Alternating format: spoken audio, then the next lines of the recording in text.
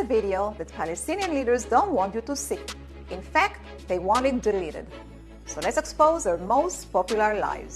Israel is an apartheid state. Anti-Israel activists claim that Israel built a wall to create a racist separation between the Israeli and the Palestinian populations. But in fact, this wall, which is mostly a wired fence, was built in order to prevent the Palestinian suicide bombings attacks that were being carried by the terror groups in Israeli cities. In fact, the security fence reduced these deadly attacks almost down to zero. So it's bad news for the terrorists and good news for those who seek peace. There is no freedom of religion in Israel. All you have to do is to visit Israel and see the great diversity we have here. In the capital of Israel, Jerusalem, Jews, Christians, and Muslims pray side by side in the same city with churches, mosques, and synagogues all over the country, and everyone free to attend the service of his choice. Everyone is respected regardless of their beliefs of faith. It is the only Middle Eastern state where there really is freedom of religion. The Israeli army is recklessly killing Muslims. This one is particularly ridiculous because not only doesn't the IDF kill Muslims, there are even many Muslims who are serving in the Israeli army, protecting Israel's citizens of all faith and backgrounds. In fact, the number of Muslims who are joining the IDF is growing every year. Gaza is under Israeli siege. Every day of the week, Israel is transferring tons of goods and humanitarian aid into the Gaza Strip. Hundreds of trucks are waiting in line every day to transport assistance to the residents of Gaza. While the anti-Israel boycotters and haters are blaming Israel for Gaza's problems, they completely ignore the fact that Gaza shares a border with Egypt as well. Is Egypt sieging Gaza as well? The real problem in Gaza is the Islamic terrorists, Hamas and Islamic Jihad, who have taken over the region and who are holding the people of Gaza. نزحنا نحن من الحرب والجهال خافوا من الطوائر وأي بنت لها يعني حصلت لي فجأة ورعب كان في الليل ما تنام. احنا عايشين يعني بالله عايشين على ما يعني جاء من المنظمة هذه. معاش مع راحت الغنم راحت. ونزحنا من ديرتنا من بلادنا من وضعنا مدهور. يوم وصلنا هنا مدهور وضعنا. لكن صبرنا.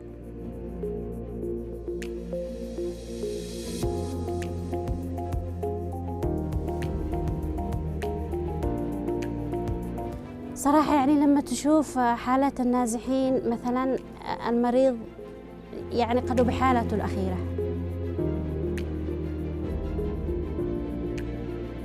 تقديم الخدمات للأسر الفقيرة التي لم تقدر على الوصول لأي مركز صحي. أيضا الفريق الطبي المتنقل يقدم خدمات رعاية الحوامل والاستشارة الطبية للنساء الحوامل وكذلك خدمات ما بعد الولادة مع وجود نظام الإحالة لحالات الولادة لأقرب مرفق صحي. نجيب لهم توعية قبل ما نقدم الخدمة، نجيب التوعية قبل حتى إنه الوحدة تتقبل إنه يطعم طفله أو الأب يتقبل إنه يطعم جاهله، وبالذات الناس النازحين اللي بيهم جاوا زي ما تقول الجدعان أو يعني ناس جهل عن التطعيم بالذات ما يرضوش يطعموا أطفالهم. الشيء الإيجابي إنه الحالة لما تستفيد ولما نشوف انبساطهم ترحيبهم بهذا الخدمة هذا حاجة إيجابية صراحة. نشتي الله يواصلوا لنا العلاجات ما نقدرش أن نروح المستشفيات ما حنزلت نسيت يا لحنا نشتي هوني قلبي نحن هون يستمروا معنا إن شاء الله بإذن الله. نشكرهم اليوم. أنا أشتي أدي لهم كلمة الشكر من العلاج. أشكرهم على العلاج هذا اللي ادوا اليوم لأنها أريت علاج.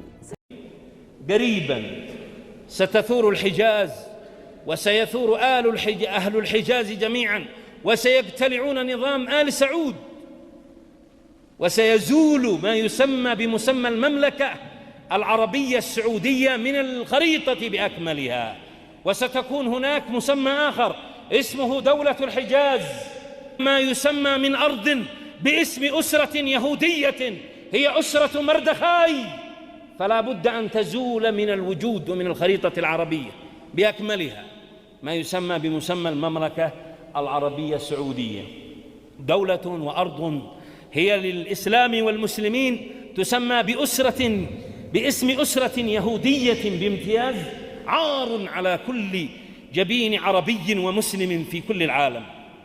ولا بد ما تتحرك الثورات في الحجاز ثورة تلو ثورة لكي يبقى هذا الدم مشتعل لاقتلاع هذا النظام اليهودي المسمى بنظام آل سعود حتى يزول عن الجزيرة العربية بأكملها. وانظروا إلى تصريحات ملكهم الخرف الحمار الذي يقرأ من ورقة لا يكاد يفهم ما يقرأ، وهو يقرأ متعتع لا يستطيع أن يبين.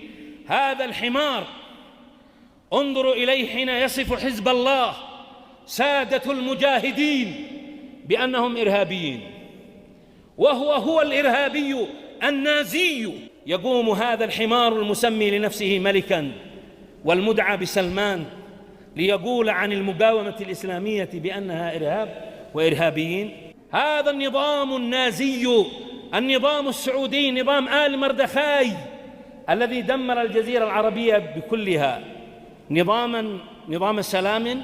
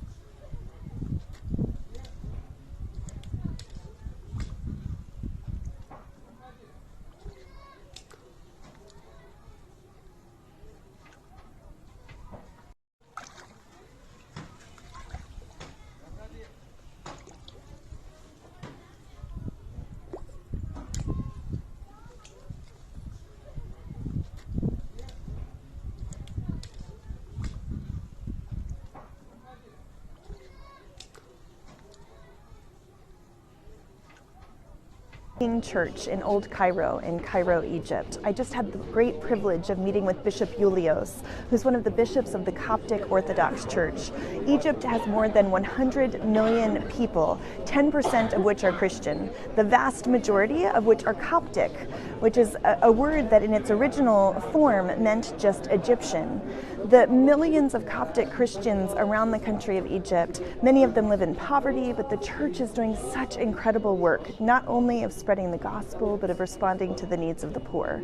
The Hanging Church here is quite significant because of its historical significance, but also because of the light that it is to the people of Egypt. And one of our commitments at Churches for Middle East Peace is the sustainability of the church here in Egypt and throughout the Middle East.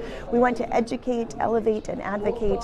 We want to raise awareness about the realities the church is experiencing here. We want to elevate the voices of incredible work like Bishop Julios, and we want to advocate for shifts in U.S. government policies to help promote holistic peace building, economic and humanitarian assistance, and to advocate for justice and peace in Egypt and throughout the Middle East.